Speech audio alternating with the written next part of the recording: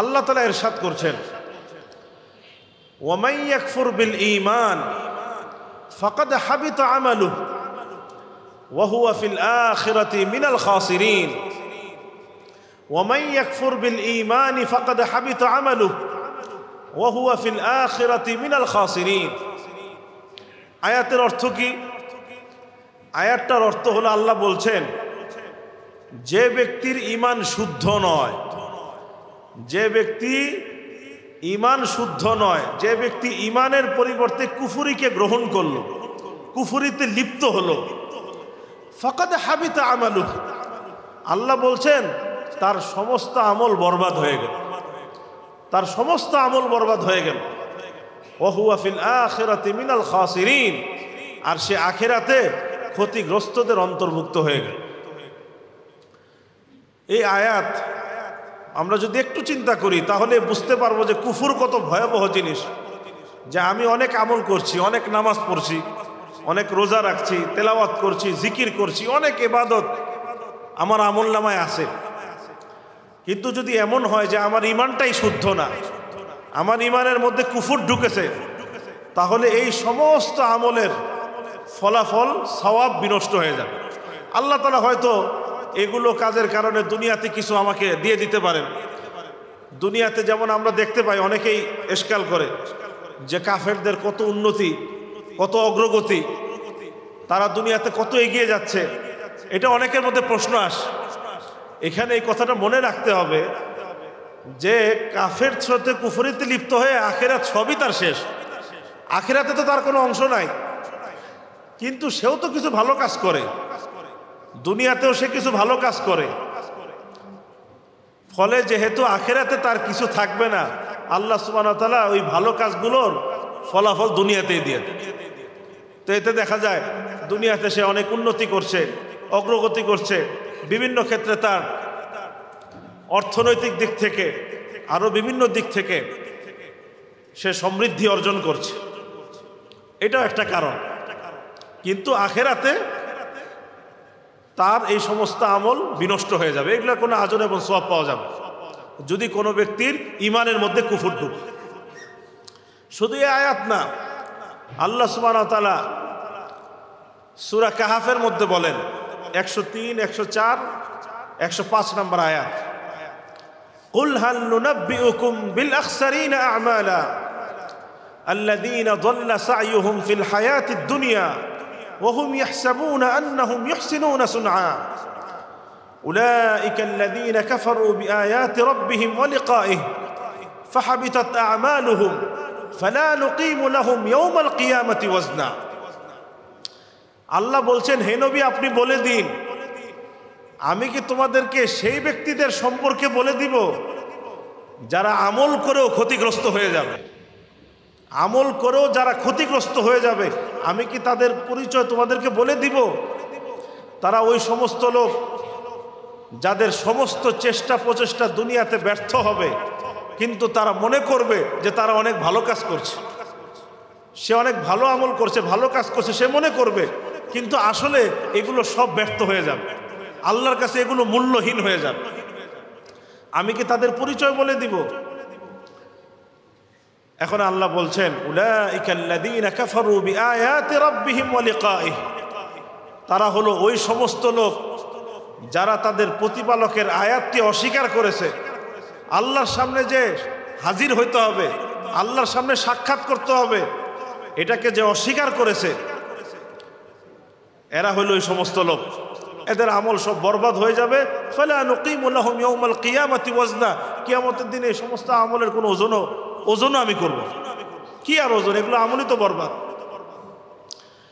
এই দুইটা আয়াত যদি আমরা খেয়াল করে শুনি এবং বুঝি, তাহলে চিন্তা করতে পারি যে ঈমান কত মূল্যবান এবং কুফর কত ভয়াবহ, ঈমান কত দামি, ঈমান কত বড় আল্লাহর নিয়ামত, এবং কুফর কত ভয়াবহ গুনাহ। এটা আমরা এই দুইটা আয়াতকে সামনে রাখলেই চিন্তা করতে পারি। এই জন্য আমাদের ঈমান হেফাজতের কোনো বিকল্প নাই, ঈমান হেফাজতের কোনো বিকল্প নাই। আর ঈমান হেফাজত করতে হলে আমাকে সমস্ত কুফরি আকীদা থেকে, কুফরি চিন্তা চেতনা থেকে, কুফরি কথাবার্তা থেকে আমাদেরকে খুব পরহেজ করতে হবে, খুব পরহেজ করতে হবে। শুধু এই আয়াত না, আরো অনেক আয়াত আছে, এমনকি রাসূল করিম সাল্লাল্লাহু আলাইহি ওয়াসাল্লামের বহুত হাদিস আছে, যে আয়াত এবং হাদিসগুলো যতই বলা হবে ততই আমাদের সামনে আসবে যে কুফর এবং শিরক এটা কত মারাত্মক জিনিস। যেমন এটা তো গেল কুফুরের অংশ। কুফুর অনেকভাবে হতে পারে। কুফুরের মধ্যে আবার সবচেয়ে কঠিনতম যেটা কুফুর, সেটা হলো আল্লাহর সাথে শিরিক করা।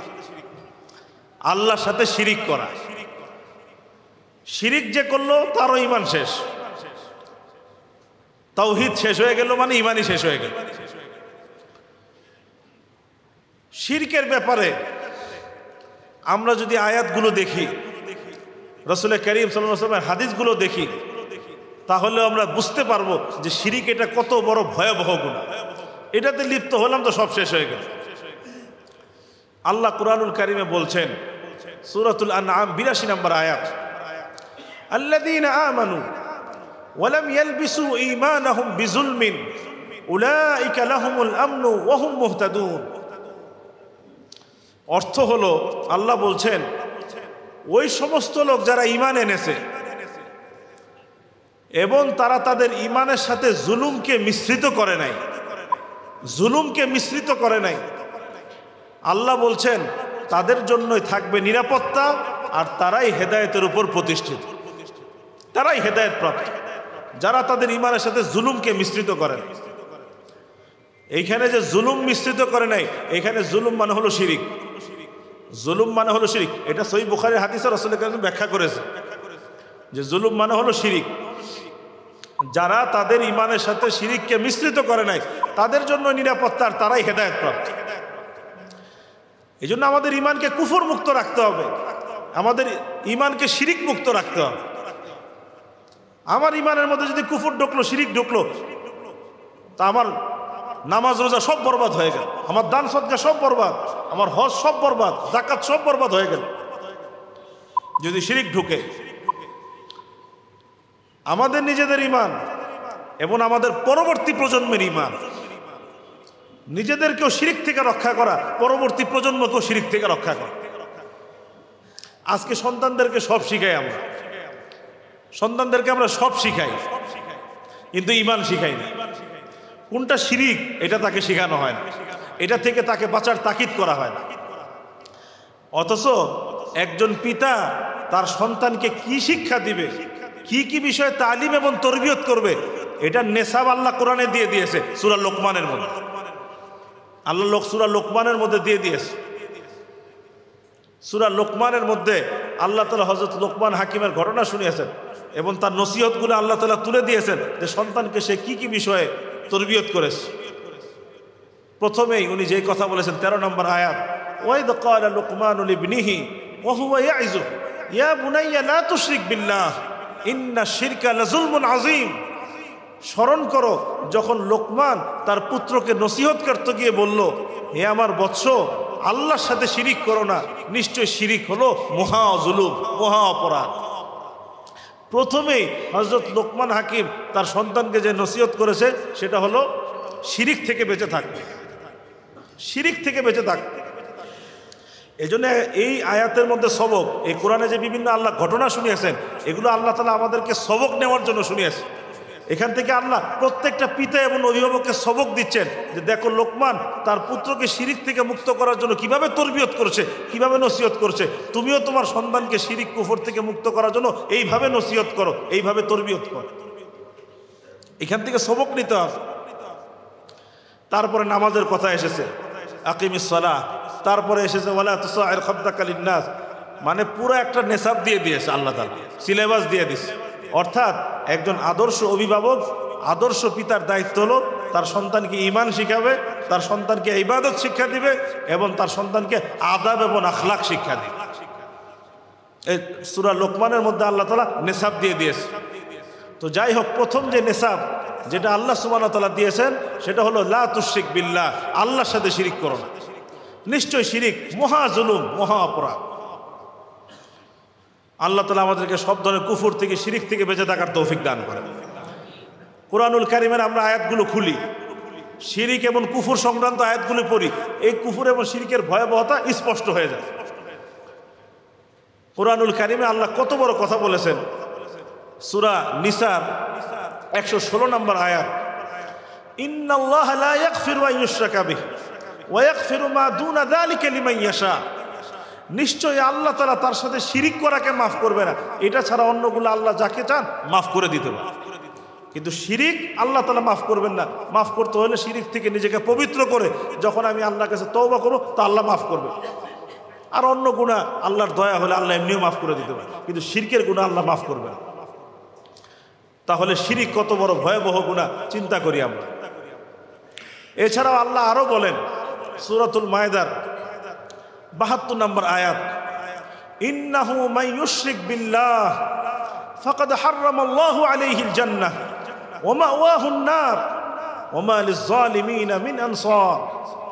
নিশ্চয় যারা আল্লাহর সাথে শিরিক করবে, নিশ্চয় যারা আল্লাহর সাথে শিরিক করবে, আল্লাহ তাআলা তাদের উপর জান্নাতকে হারাম করে দিবেন, নাউযুবিল্লাহ মিন যালিক, এবং তাদের স্থায়ী ঠিকানা হবে আগুন, জাহান্নাম। যারা আল্লাহর সাথে শিরিক করবে, আল্লাহ তাদের উপর জান্নাতকে হারাম করে দিবেন, ঠিকানা হবে জাহান্নাম। এই জন্য শিরিক থেকে এবং কুফর থেকে আমাদের বেঁচে থাকা কোনো বিকল্প নাই, বাঁচতেই হবে আমাদেরকেও বাঁচতে হবে, আমাদের পরবর্তী প্রজন্মকেও শিরিক এবং কুফর থেকে রক্ষা করতেই হবে। রাসূল করিম সাল্লাল্লাহু আলাইহি ওয়াসাল্লাম একবার সাহাবাদেরকে বললেন, এটা সহিহ মুসলিমের হাদিস 151 নম্বর হাদিস, সিনতানি মুজিবাতান, দুইটা জিনিস এমন রয়েছে যেটা দুইটা জিনিসকে ওয়াজিব করে দেয়। দুইটা আমল এমন আছে যেটা দুইটা জিনিসকে ওয়াজিব করে দেয়। তো সাহাবায়ে কেরাম প্রশ্ন করেন, মাল মুজিবাতান ইয়া রাসূলুল্লাহ, ইয়া আল্লাহর রাসূল, সেই দুইটা জিনিস কি যেটা দুইটা জিনিসকে ওয়াজিব করে দেয়? তো রাসূল করিম সাল্লাল্লাহু আলাইহি ওয়াসাল্লাম বললেন, মান মাতা, যে ব্যক্তি এমন অবস্থায় মৃত্যুবরণ করলো, লা ইউশরিক বিল্লাহি শাইআ, যে সে আল্লাহর সাথে কোনো শিরিক করে না, দাখালাল জান্নাহ, সে জান্নাতে প্রবেশ করে। আর ওমান মাতা ইউশরিকু বিল্লাহি শাইআ দাখালান নার, আর যে এমন অবস্থায় মৃত্যুবরণ করলো সে শিরিক করেছে আল্লাহর সাথে, তাহলে সে জাহান্নামে প্রবেশ করে। শিরিক করবে জান্নাত ওয়াজিব, শিরিক করবে না জান্নাত ওয়াজিব, আর শিরকে লিপ্ত হবে জাহান্নাম ওয়াজিব। দুইটা জিনিস দুইটাকে ওয়াজিব করে দেয়। রাসূল কারীম সাল্লাল্লাহু আলাইহি ওয়াসাল্লাম প্রিয় সাহাবী ছিলেন, মুহাব্বতের সাহাবী ছিলেন হযরত মুআয ইবনে জাবাল রাদিয়াল্লাহু তাআলা, সহিহ মুসলিমের হাদিস 49 নম্বর হাদিস। মুআয রাদিয়াল্লাহু তাআলার সাথে আল্লাহ রাসূলের অনেক ভালোবাসার সম্পর্ক ছিল, অনেক আজীব অনেক ঘটনা আছে।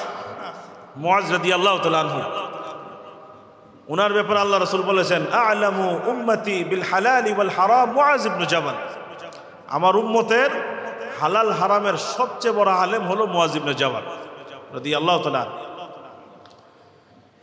তো মুআয ইবনে জাবাল রাদিয়াল্লাহু আল্লাহ রাসূল অনেক ভালোবাসতেন, অনেক আজীব ঘটনা আছে।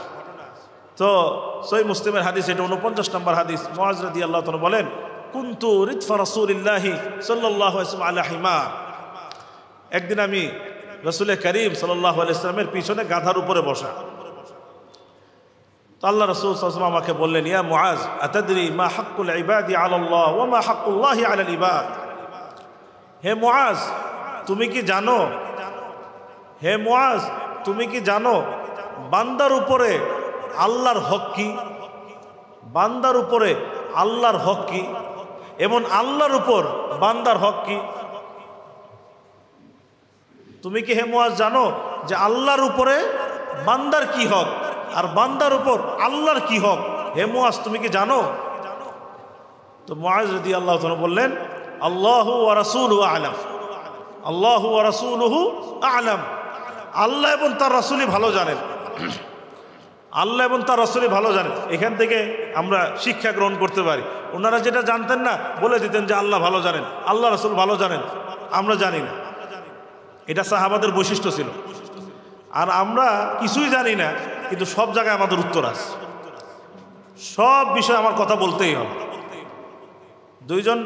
একজন আলেম বসা আছে, পাশে কয়েকজন আছে, কোনো একটা দিনী বিষয়ে কথা বলেছে, আলেম খামোশ আর উনি মাশাআল্লাহ বিশেষজ্ঞ বলতেই আছে। এটা আমাদের সমাজের মধ্যে কিন্তু আছে অনেক। অথচ সাহাবায়ে কেরাম জানতেন অনেক বেশি, কিন্তু যেটা বাস জানতেন না, খামোশ, না আমি জানি না, আল্লাহ এবং তার রাসূল ভালো জানেন। কিন্তু আমরা এই কথা যেন আমাদের মুখ দিয়ে বের হতেই চায় না। দিনের বিষয়, দুনিয়ার বিষয় বলে দিই না, এই বিষয় আমার জানা নাই, কিন্তু দিনের বিষয়ে মাশাআল্লাহ সবাই এখন পণ্ডিত হয়ে গেছে, সবাই বিশেষজ্ঞ হয়ে গেছে। তো মুআজ রাদিয়াল্লাহু তাআলাকে আল্লাহ রাসূল যখন প্রশ্ন করেছে, উনি বলেছেন আল্লাহু ওয়া রাসূলুহু আ'লাম, আল্লাহ এবং তার রাসূলই ভালো জানেন। এখন রাসূলুল্লাহ কারীম সাল্লাল্লাহু আলাইহি ওয়াসাল্লাম বলছেন, ইন্না হাক্কাল্লাহি আলাল ইবাদ আইয়াবুদুল্লাহ ওয়া লা ইউশরিকু বিহি শাইআ। বান্দার উপরে আল্লাহর হক হলো এই, বান্দার উপরে আল্লাহর হক হলো এই, বান্দা একমাত্র আল্লাহর ইবাদত করবে, আল্লাহর সাথে কাউকে কোনো প্রকার শরীক করবে। এটা হলো বান্দার উপর কার হক? আল্লাহর হক, যে বান্দা একমাত্র আল্লাহর ইবাদত করবে এবং সে আল্লাহর সাথে কোনো কিছুকে শরীক করবে না। এটা হলো আল্লাহর হক। ওয়া হাক্কুল ইবাদি আলাল্লাহ আল্লা ইউআযযিবা মান লা ইউশরিকু বিল্লাহি শাইআ। আর আল্লাহর উপর বান্দার হক হলো এই, আল্লাহর উপর বান্দার হক হলো এই, যে ব্যক্তি আল্লাহর সাথে শিরিক করবে না, আল্লাহ সুবহানাহু ওয়া তাআলা তাকে আযাব দিবেন, আল্লাহ তাকে আযাব দিবেন।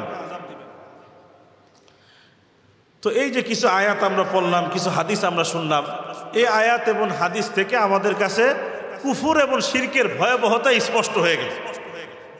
কুফর এবং শিরকের ভয়াবহতা এটা স্পষ্ট হয়ে গেল, যে সবচেয়ে শ্রেষ্ঠ মূল্যবান নিয়ামত হলো ঈমান। আমি কুফরিতে লিপ্ত হলাম মানেই আমার ঈমান শেষ। আল্লাহর সবচেয়ে বড় নিয়ামত হলো তাওহীদ। আমি শিরকে লিপ্ত হলাম মানে আমার তাওহীদ শেষ, তাওহীদ শেষ। আর ঈমান যদি নষ্ট হয়, তাওহীদ যদি নষ্ট হয়, তাহলে যত নেক আমল করি না কেন এগুলো আখিরাতে সব বরবাদ, মূল্যহীন হয়ে যাবে, এগুলোর কোনো সওয়াব পাওয়া যাবে না। এই জন্য আমরা যে আমল করি, যত আমল করি না কেন, সবার আগে আমাদের দায়িত্ব ঈমানকে শেখা, ঈমানের হেফাজত করা, যাতে যতটুকু আমল করি না কেন এটা যেন আখিরাতে জমা হয়, এটা যেন আখিরাতে জমা হয়। এই জন্য আমাদের প্রথম এবং প্রধান কাজ ঈমান শেখা এবং ঈমানের হেফাজত করা, এটা প্রথম এবং প্রধান কাজ। ঈমান শেখা, ঈমানের হেফাজত করা, সব ধরনের কুফর এবং শিরক থেকে নিজেকে রক্ষা করা, এটা আমাদের প্রধান দায়িত্ব। বিশেষ করে এই যুগে এটা তো আরো বেশি জরুরি হয়ে গেছে, আরো বেশি অপরিহার্য হয়ে গেছে এই যুগে। কেন? কারণ আমরা এমন এক যুগে চলে এসেছি, এমন এক সময় চলে এসেছি, আল্লাহ মাফ করুক, চারিদিকে কুফরের সয়লাব, কুফরি আকীদার সয়লাব, কুফরি চিন্তা চেতনার সয়লাব। আমরা এমন এক সময় চলে এসেছি, মাঝে মাঝে এইসব হালাত দেখলে একটা হাদিস মনে পড়ে যায়। ওই যে সহিহ মুসলিমের হাদিস 186 নম্বর হাদিস, রাসূল করিম সাল্লাল্লাহু আলাইহি ওয়াসাল্লাম বলছেন, বাদিরু বিল আ'মাল ফিতানান কাকিতাইল লাইলিল মুজলিম। তোমরা আমলের দিকে দৌড়াও, অগ্রসর হও, অন্ধকার রাতের মতো, ঘুটঘুটে অন্ধকার রাতের মতো ফিতনা আসার পূর্বেই আমলের দিকে অগ্রসর হও। সেই ফিতনাটা কেমন হবে, কেমন হালাত হবে? রাসূল করিম সাল্লাল্লাহু আলাইহি ওয়াসাল্লাম বলছেন, ইউসবিহুর রাজুলু মুমিনা ওয়া ইউমসি কাফিরা ওয়া ইউমসি মুমিনা ওয়া ইউসবিহু কাফিরা। সেই ফিতনা এমনই কঠিন হবে যে আল্লাহর বান্দারা সকালবেলা ঈমানদার থাকবে, কিন্তু সন্ধ্যার সময় বেঈমান হয়ে যাবে। আবার সন্ধ্যার সময় ঈমানদার থাকবে, কিন্তু সকালবেলায় বেঈমান হয়ে যাবে। ইয়াবিউ দীনাহু বিআরাদিন মিনাদ দুনিয়া, দুনিয়ার সামান্য কিছু স্বার্থ, সামান্য কিছু প্রলোভনের কাছে সে বিক্রি হয়ে নিজের দ্বীন ঈমানকে বিক্রি করে। তো আল্লাহ রাসূল বলছে, ওই হালাত আসার আগে আমলের দিকে অগ্রসর হবে। তো মাঝে মাঝে এই কুফুরের সয়লাব, শিরকের সয়লাব দেখলে মনে হয় যেন আমরা ওই যুগে চলে এসেছি, ওই যুগে আমরা যেন উপস্থিত হয়ে গেছি। এরকম মনে হয়। সময় বেশি নাই, প্রথম যে অংশটুকু বললাম যে কুফর এবং শিরকের ভয়াবহতা, এটা তো আমরা বুঝতে পেরেছি সবাই নাকি? আল্লাহ আমাদের সবাইকে কুফর এবং শিরকের ভয়াবহতা বোঝার এবং এটা থেকে বেঁচে থাকার তৌফিক দান করে। এটা তো আমরা বুঝতে পেরেছি, এটা বাঁচতেই হবে, ঈমান রক্ষা করতেই হবে। ঈমান রক্ষা না করলে আমলের কোনো মূল্য আখিরাতে নাই। এখন দ্বিতীয় যে অংশ, আমাদের উদাসীনতা। আমাদের উদাসীনতা, ভয়াবহতা বুঝলাম, এখন আমাদের উদাসীনতা। এটা তো অনেক প্রকার, কুফরের যত প্রকার সব তো আর বলা সম্ভব না। আমি কিছু আমাদের উদাসীনতার কিছু বাস্তব উদাহরণ, বিশেষ করে যেগুলো আমার জীবনে আমি দেখেছি, আমার জীবনেও দেখেছি, এরকম দুই একটা আমি মোজাকরা করে আলোচনা শেষ করে দেবো ইনশাআল্লাহ। দুই একটা অতি সংক্ষেপে বলবো ইনশাআল্লাহ। আমার চোখে দেখা যাবে যে আমাদের উদাসীনতা কোন পর্যায়ে, যে কুফর এবং শিরকের ব্যাপারে আমাদের উদাসীনতা কোন পর্যায়ে। আমরা শুধু দুই একটা ঘটনা মোজাকরা করেই আমি আলোচনা শেষ করে দিচ্ছি ইনশাআল্লাহ। আমি যদি ঈমান হেফাজত করতে চাই, আমাকে ইসলামের আকীদাগুলো শিখতে হবে। কি শিখতে হবে? ইসলামের আকীদাগুলো শিখতে হবে। নাকি মনে করলাম ইসলামের আকীদা শেখা ছাড়া তো ঈমান শেখা হবে না। ইসলামী আকীদা শেখা ছাড়া ঈমান শেখা হয় না। সাথে সাথে আমাদেরকে ঈমানের শাখা প্রশাখাগুলো শিখতে হবে এবং মনে রাখতে হবে অজু ভঙ্গের কারণ আছে কি নাই। অজু ভঙ্গের কিছু কারণ আছে না, আমরা তো জানি নাকি? নামাজ ভঙ্গের কিছু কারণ আছে কি নাই? আছে।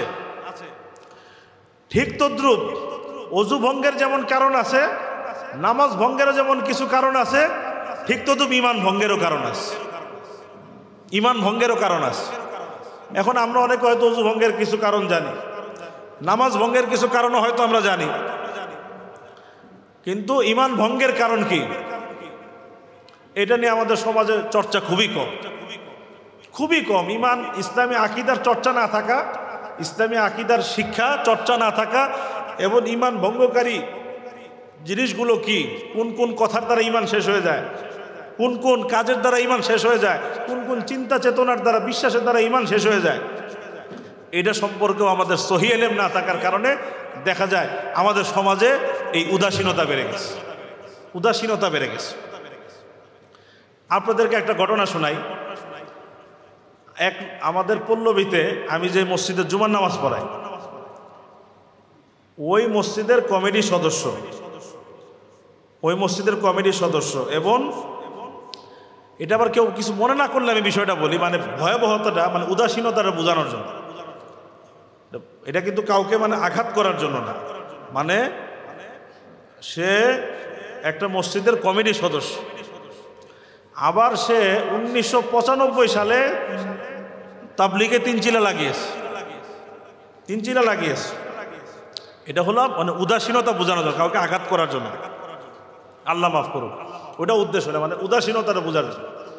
একদিন আমার সাথে কথা বলছে, কথা বলতে বলতে সে কি বলছে, আচ্ছা হুজুর বলছে আমাকে, অন্যান্য ধর্মের যে লোকগুলো আছে না, অন্যান্য ধর্ম যারা অনুসরণ করে, হিন্দু, খ্রিস্টান, ইহুদি, বৌদ্ধ, ওরাও তো এক সময় জান্নাত পেয়ে যাবে, ওরাও তো এক সময় নাজাত পেয়ে যাবে, ওটাও তো এক সময় আল্লাহ কবুল করে নেবে। আমাকে এই কথা বলছে, এই কিছুদিন আগের কথা, এই বেশি না, 2-3 বছর আগের কথা। তাহলে চিন্তা করি, সে কিন্তু মসজিদের কমিটির সদস্য, 5 ওয়াক্ত নামাজও পড়ে, আবার 95 সালে সে তাবলীগও 3 চিরা লাগাইছে। কিন্তু ইসলামের আকীদাগুলো না জানার কারণে তার মাথায় এটা আছে যে ইসলামটা এটা একটা ধর্ম, এটা একটা ভালো ধর্ম, আমি এটা পালন করছি, কিন্তু অন্য ধর্ম পালন করলে একসময় আল্লাহ মাফ করে দেবেন জান্নাত দিয়ে, নাউজুবিল্লাহ মিন যালিক। তাহলে আকীদা কোথায়, ঈমান কোথায়? কোরআনুল কারীমে আল্লাহ পরিষ্কার বলেছেন, সূরা আল ইমরানের আয়াত 19 নম্বর আয়াত, ইন্নাদ দীন ইনদাল্লাহিল ইসলাম, নিশ্চয়ই আল্লাহর কাছে একমাত্র গ্রহণযোগ্য দিন হলো কি? ইসলাম। আল্লাহ আরো বলছেন সূরা আল ইমরানের 85 নম্বর আয়াত, ওমান ইয়াবতাগি গায়রাল ইসলামি দীনা ফালা ইউকবালা মিন ওয়া হুয়া ফিল আখিরাতি মিনাল খাসিরিন, যে ইসলামকে বাদ দিয়ে অন্য কোনো দিনকে অন্বেষণ করবে, ওটা আল্লাহর কাছে কবুল হবে না, আর সে আখিরাতে ক্ষতিগ্রস্ত হয়ে যাবে। আল্লাহ আরো বলছেন সূরা মায়েদার 3 নম্বর আয়াত, ওয়ারাদিতু লাকুমুল ইসলাম দীনা, আমি তোমাদের জন্য ইসলামকে দিন হিসাবে মনোনীত করেছি।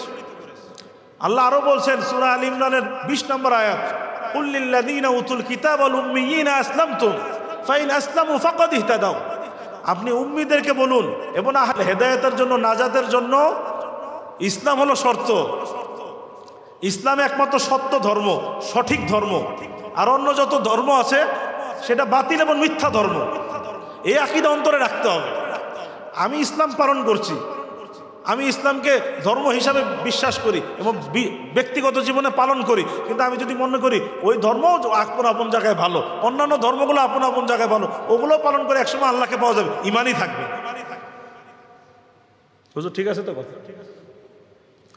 ইমাম ইবনে তাইমিয়া রাহিমাহুল্লাহর কথা, যে ব্যক্তি জাহের এবং বাতেন থেকে এই কথা স্বীকৃতি না দিবে যে ইসলামই একমাত্র হক ধর্ম, অন্য ধর্ম সব মিথ্যা, যতক্ষণ এর স্বীকৃতি না দিবে সে ইসলামের মধ্যে দাখিল হতে পারবে।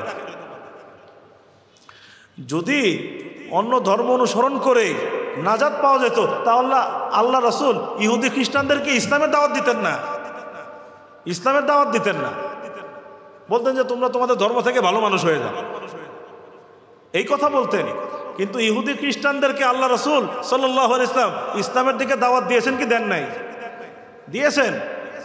একটা ঘটনা, অনেক সুন্দর ঘটনা, সহিহ বুখারীর হাদিস 1396 নম্বর হাদিস। আনাস রাদিয়াল্লাহু তাআলা বলেন, কানা গুলামুন ইয়াহুদিয়্যুন ইয়াখদুমুন নবিয়্য সাল্লাল্লাহু আলাইহি ওয়াসাল্লাম ফামারিদা ফাআদাহু রাসূলুল্লাহ সাল্লাল্লাহু আলাইহি ওয়াসাল্লাম।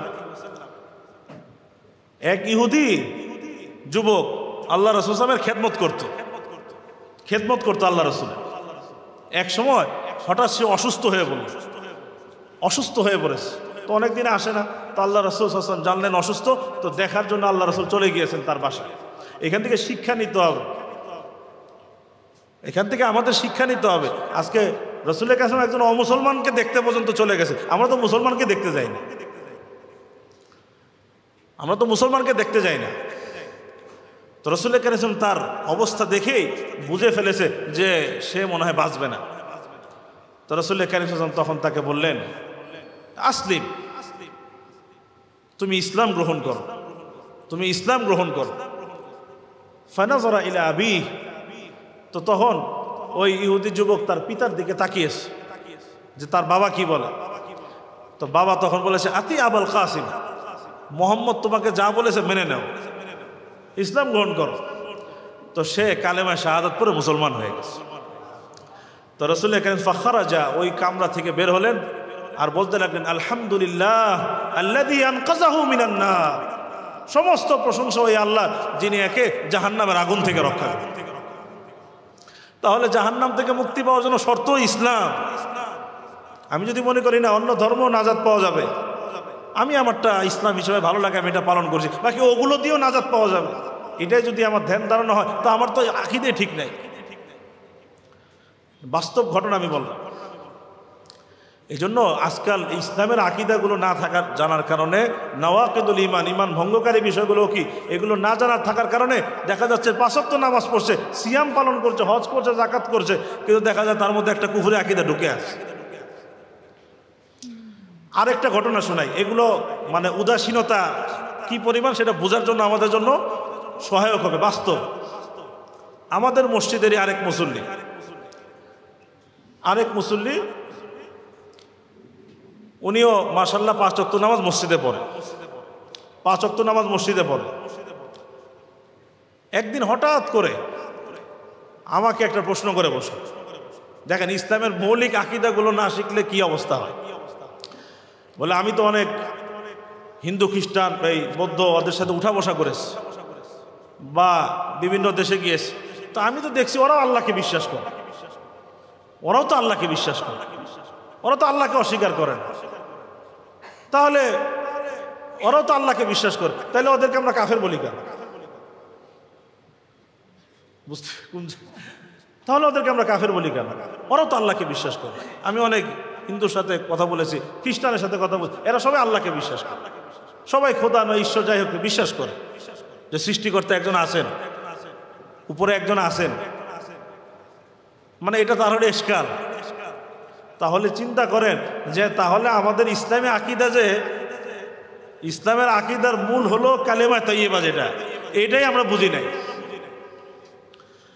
ইমানদার হওয়ার জন্য শুধু আল্লাহর অস্তিত্ব স্বীকার করে নেওয়াই কি যথেষ্ট? আমি আল্লাহর অস্তিত্ব স্বীকার করি যে আল্লাহ একজন আছে, আল্লাহ আছে একজন, আমি স্বীকার করি, কিন্তু আমি আল্লাহর একত্ববাদকে স্বীকার করি না, তো আমার ইমান থাকবে? তাদের ইমান নাই কেন? আমাদের দ্বীন ইসলামের বুনিয়াদ হলো লা ইলাহা ইল্লাল্লাহ, আল্লাহ ছাড়া কোনো মাবুদ নাই। মাবুদ একমাত্র কে? ইবাদতের হকদার একমাত্র কে? উপাসনার হকদার একমাত্র কে? প্রার্থনার উপযুক্ত একমাত্র কে? এটার নাম হলো লা ইলাহা ইল্লাল্লাহ। আল্লাহ ছাড়া কোনো মাবুদ নাই, আল্লাহ ছাড়া কোনো মাবুদ নাই। তা আপনাকে যেমন আল্লাহর উজুদকে, অস্তিত্বকে যেমনিভাবে স্বীকার করতে হবে, সাথে সাথে আল্লাহর উলুহিয়াত, আল্লাহ একমাত্র মাবুদ, আর কোনো মাবুদ নাই, এটার স্বীকৃতি আপনাকে দিতে হবে, তখন আপনার ইমান ঠিক হবে। শুধু আল্লাহর অস্তিত্ব স্বীকার করে নেওয়ার দ্বারা ইমান হয় না। তারা কি একমাত্র আল্লাহকে মাবুদ হিসাবে স্বীকার করে, নাকি দেবদেবীও আছে, প্রতিমা আছে কি নাকি, মরিয়ামি, তারপরে যীশু খ্রিস্ট আছে কি নাই? আছে। তার মানে তাদের মধ্যে লা ইলাহা ইল্লাল্লাহ, লা ইলাহা ইল্লাল্লাহ না থাকলে কিসের ইমান? সুতরাং শুধু আল্লাহর অস্তিত্বকে স্বীকার করে নেওয়ার নামই কিন্তু ইমান না, আল্লাহ তার একত্ববাদকে স্বীকার করে নেওয়া ইমান। এটা ইমানের অংশ, এটা ছাড়া ইমানই হবে না। আর মুহাম্মদ রাসূল তো নাই ওদের মধ্যে, লা ইলাহা ইল্লাল্লাহ ওদের মধ্যে নাই, মুহাম্মদ রাসূলুল্লাহ সাল্লাল্লাহু আলাইহি ওয়াসাল্লাম নাই। তাহলে দেখেন, মৌলিক লা ইলাহা ইল্লাল্লাহ পড়ছি, মুহাম্মদ রাসূলুল্লাহ বলছি, মুখে পড়ছি, কিন্তু লা ইলাহা ইল্লাল্লাহর দাবি কি, মর্ম কি না জানার কারণে, মুহাম্মদ রাসূলুল্লাহর দাবি কি, মর্ম কি না জানার কারণে শুধু ওই দুই একজন ইহুদি খ্রিস্টানের সাথে কথা বলে যখন বুঝলাম যে আল্লাহর অস্তিত্বকে স্বীকার করে, তাহলে এরাও মুসলমান, কাফের কেন আমরা বলি? অথচ সে কিন্তু হজও করেছে, যাকাতও আদায় করে, 5 ওয়াক্ত নামাজ পড়ে। তাহলে কোথায় গেল ঈমান, কোথায় গেল তাওহীদ? এজন্য আমাদেরকে ইসলামের আকীদাগুলো ভালো করে শিখতে হবে, ভালো করে শিখতে হবে। তো এইসব অনেক মৌলিক দিক আছে যেগুলো আমরা না জানার কারণে কুফর এবং শিরকের ভয়াবহতা আমরা বুঝি, কিন্তু ঠিকই উদাসীনতার কারণে, সহি ইলম না থাকার কারণে এই সমস্ত কুফরি চিন্তা চেতনা আবার আমার মধ্যে ঢুকে যাচ্ছে। যেমন সহজ, যেমন লা ইলাহা ইল্লাল্লাহ, আল্লাহ ছাড়া কোনো মাবুদ নাই, একজন স্বীকার করো লা ইলাহা ইল্লাল্লাহ ছাড়া কোনো মাবুদ নাই। তারপরে কি আছে? মুহাম্মাদুর রাসূলুল্লাহ, মুহাম্মদ আল্লাহ রসুল। একজন যদি লা ইলাহা ইল্লাল্লাহ মানে, মুহাম্মদ রাসূলুল্লাহ না মানে, ঈমান থাকবে? থাকবে না, ঈমান হবে না। মুহাম্মদ রাসূল না মানে ঈমান হবে না। সে যদি বলে আমি ঈসাকে মানি, মুসাকে মানি, সব মানি, যেমন আমাদের দেশে খ্রিস্টান মিশনারি আছে কি নাই, ঈমান হরণ করছে, এরা ঈমান হরণ করছে। তাদের ধোকায় পড়ে যাচ্ছি আমরা কেন? ইসলামের আকীদাগুলো না জানার কারণে। তাদের মধ্যে লা ইলাহা ইল্লাল্লাহ নাই, মুহাম্মদুর রাসূলুল্লাহ নাই, কিন্তু না জানার কারণে বাস ঈসা আলাইহিস সালামের কিছু ভক্তি ভালোবাসার কথা শুনে বাস আমরা বিশ্বাস করছি, তাদের আকীদা গ্রহণ করছি, ঈসাই হয়ে যাচ্ছে। আবার মুহাম্মদুর রাসূলুল্লাহ এটুকু আকীদা রাখলেই হবে না, মুহাম্মদ সাল্লাল্লাহু আলাইহি ওয়াসাল্লামকে যেমন আল্লাহ রসুল হিসাবে স্বীকৃতি দিতে হবে, ঠিক সাথে সাথে মুহাম্মদ সাল্লাল্লাহু আলাইহি ওয়াসাল্লামকে আখিরি নবী হিসাবেও স্বীকৃতি দিতে হবে। মুহাম্মদ সাল্লাল্লাহু আলাইহি ওয়াসাল্লাম সর্বশেষ নবী কি নবী না? মুহাম্মদ সাল্লাল্লাহু আলাইহি ওয়াসাল্লামের পরে আর কেউ কি নবী হবে? আর কেউ নবী হবে না। এখন আমি বলি হ্যাঁ মুহাম্মদুর রাসূলুল্লাহ, মুহাম্মদ আল্লাহ রসুল, এটা আমি মানি, এটা আমি বিশ্বাস করি, আমি এটা স্বীকৃতি দিই, কিন্তু মুহাম্মদ আখিরি রসুল এটা আমি মানি না। যদি এটা বলি আমার ঈমান নেই। মা কানা মুহাম্মাদুন আবা আহাদিন মির রিজালিকুম ওয়ালাকিন রাসূলুল্লাহ ওয়া খাতামান নাবিয়্যিন। কোরআনে আল্লাহ বলছেন সূরা আহজাবের মধ্যে, মুহাম্মদ তোমাদের কোনো পুরুষের কোনো পিতা নন, ওয়ালাকিন রাসূলুল্লাহ, তিনি আল্লাহ রাসূল, ওয়া খাতামান নাবিয়্যিন, এবং শেষ নবী। কয়টা কথা আল্লাহ বলেছেন? 2টা কথা, উনি আল্লাহ রাসূল এবং কি শেষ নবী। এখন আমি ওনাকে আল্লাহ রাসূল মানলাম কিন্তু শেষ রাসূল মানলাম না, তাহলে ঈমান হবে না। যতই আমি নিজেকে মুসলমান বলি। আমাদের দেশে এরকম আছে কি নাই? আল্লাহ রাসূলকে শেষ নবী মানে না, আরেকজনকে মানে, এরকম আছে কি নাই? আছে। কিন্তু নাম তো ঠিকই লাগাইছে মুসলিম জামাত। যতই মুসলিম জামাত লাগুক, তুমি অমুসলমান, এখনো মুসলমান হও, এখনো মুসলমান হতে পারো না। তো এরকম বহুত কুফর এবং শিরিক সমাজের মধ্যে ছড়িয়ে আছে, কিন্তু ইমান ইসলামের সঠিক আকীদার ইলম না থাকার কারণে, নওয়াকিদুল ইমানের সঠিক ইলম না থাকার কারণে এবং কালিমা তাওহীদ সঠিকভাবে না বোঝার কারণে দেখা যায় 5 ওয়াক্ত নামাজ পড়ছে, যাকাত দিচ্ছে, রোজা হজ ঠিকই আদায় করছে, সবই করছে, দাড়ি আছে, টুপি আছে, কিন্তু তার মধ্যে কুফরি আকীদা ঢুকে আছে, কুফরি চিন্তা চেতনা ঢুকে আছে, কুফরি ভাব এবং ভাবনা তার মধ্যে ঢুকে আছে। এই জন্য আমি সবার কাছে আজকে একটা দরখাস্ত করবো, সবার কাছে দরখাস্ত, এই খুলনা শহরে অনেক আলেম ওলামা আছে, অনেক আলেম ওলামা আছে, আমরা ওনাদের কাছে যাব, গিয়ে দরখাস্ত করবো, হুজুর আমরা ঈমান শিখতে চাই। আমরা কি শিখতে চাই? ঈমান শিখতে চাই, ইসলামের আকীদাগুলো আমরা শিখতে চাই। আপনারা ব্যবস্থা করেন, আমরা এসে শিখবো ইনশাআল্লাহ। আকীদার দর্শ শুরু হইতে পারে কিনা? আজকে শুরু হচ্ছে আপনার মাদ্রাসায়। আপনার মাসে আজকে শুরু হয়েছে? আজকে হুজুর নাকি শুরু করে দিয়েছে। তো এইটা শুরু করি আমরা, এটা আমরা শুরু করি, আকীদার দর্শ শুরু হোক, হুজুরা শুরু করুক। আমরা হুজুরদের কাছে আসি, আবেদন করি যে আমাদেরকে ইসলামের এক একটা আকীদা আমাদেরকে শিক্ষা দান করে, ঈমান আমাদেরকে এক একটা করে শিখান। এই কাজটা আমরা ব্যাপক করি, নিজেরাও শিখি এবং আল্লাহর ওয়াস্তে পরবর্তী প্রজন্ম, এই যে হযরত লোকমান হাকিমের কথা বললাম, তার পরবর্তী প্রজন্ম, তার সন্তানকে উনি লা তুশরিক বিল্লাহ বলছে। এখন তো পৌত্তলিকতার সয়লাভ চলছে, পৌত্তলিকতার বিষ ঢুকে দেওয়ার চেষ্টা করা হচ্ছে অন্তরের মধ্যে। সব কুফর কিন্তু আলোচনা করা সম্ভব না, সময়ও শেষ হয়ে গেছে। কিন্তু যেটা এখন বলা উদ্দেশ্য, আমাদেরকে সচেতন হইতে হবে, সচেতন হইতে হবে, নিজেরাও ঈমান শিখি, ইসলামের আকীদাগুলো শিখি, ঈমান শেখার চেষ্টা করি। ঈমান শেখা এটা মানে কত যে দিক, এটা কিছু মনে করার জন্য না, এমনি এটা বোঝার জন্য। ঈমানের কয়টা শাখা আছে? 70-এর উপর শাখা আছে না? 70-এর উপর শাখা আছে। অনেক সময় আমরা মনে করি যে যেমন মাখলুক থেকে হয় না, আল্লাহর থেকে হয়, আসবাব থেকে হয় না, আল্লাহর থেকে হয়, এই কথাটা চর্চা আমরা করি। এটা ঈমানের অনেক বড় শাখা, অনেক বড় শাখা, কোনো সন্দেহ নাই। কিন্তু অনেক সময় দেখা যায় শয়তান আমাদের ধোকায় ফেলে দেয়, আমরা এটার চর্চা করে মনে করি যে আমার ঈমান শেখা পুরা হয়ে গেছে, ঈমান শেখা পুরা হয়ে গেছে। আর ঈমানের তো 70-এর বেশি শাখা আছে, এটা তো 70-এর শাখার একটা শাখা মাত্র শিখলাম, তো বাকিগুলো না শেখা ছাড়া কি আমার ঈমান শেখা পুরা হবে? ঈমান শেখা তো পুরা হবে না। নওয়াকিদুল ঈমান, ঈমান কি কারণে ভেঙে যায়, সেগুলো না শিখলে তো আমার ঈমান শেখা পুরা হবে না। এই জন্য আমি সবাইকে শেষে এই কথা বলছি যে এখন কুফর এবং শিরকের সয়লাভ চলছে, এই জন্য এই ভয়াবহতা আমরা সবাই শুরুতে বুঝতে পেরেছি এটা কত বড় ভয়ঙ্কর বিষয়। এই জন্য আমাদের ঈমানকে ধরে রাখতে হলে ঈমান শিখতে হবে, ইসলামের আকীদাগুলো শিখতে হবে, শুআবুল ঈমান শিখতে হবে, নওয়াকিদুল ঈমানের ইলম আমাদেরকে হাসিল করতে হবে। এই উপলব্ধিটুকু নিয়ে আমরা খুলনার আলেমদের কাছে দরখাস্ত পেশ করি, আমি এখানে হুজুরদের কাছে দরখাস্ত পেশ করলাম, আপনারা আকীদার দর্শ শুরু করেন, ঈমানের দর্শ শুরু করেন, ওনারা শুরু করুক ইনশাল্লাহ। আর আপনারাও এই মজলিসে শরীক থাকার চেষ্টা করেন। আল্লাহ তাআলা যা বলা হলো আমাদের সবাইকে বুঝার এবং আমল করার তৌফিক দান করেন। ওয়া আখিরু দাওয়ানা আনিল হামদুলিল্লাহি রাব্বিল আলামিন।